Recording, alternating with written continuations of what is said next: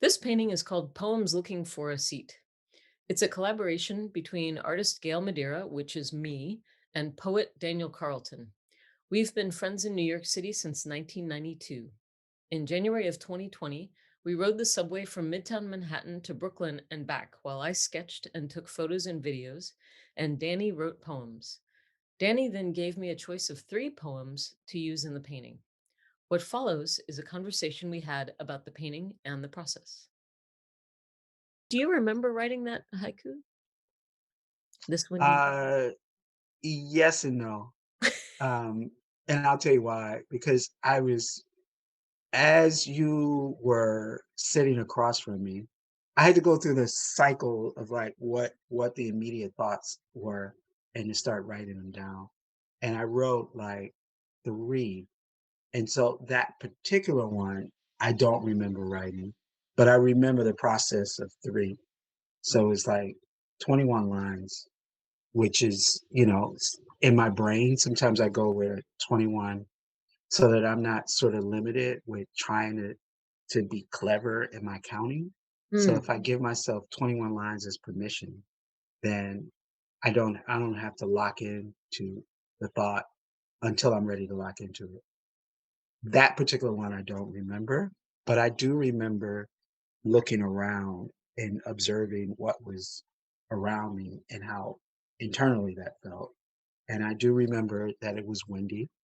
Um, and I do remember we crossed a bridge at some point. Yes. And when we crossed the bridge, and I remember people getting on and how different it is from crossing the bridge to getting on after the bridge has been crossed. And so I think that's when the idea came to me that the poems on this windy morning, they could have been flying all around like the bay or just somewhere else. But now they've crossed the bridge, they have to get on the train and find a seat.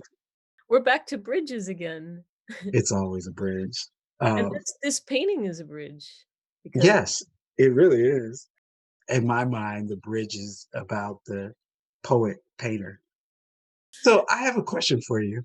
yeah, Blue is my favorite color. What was the deal with blue?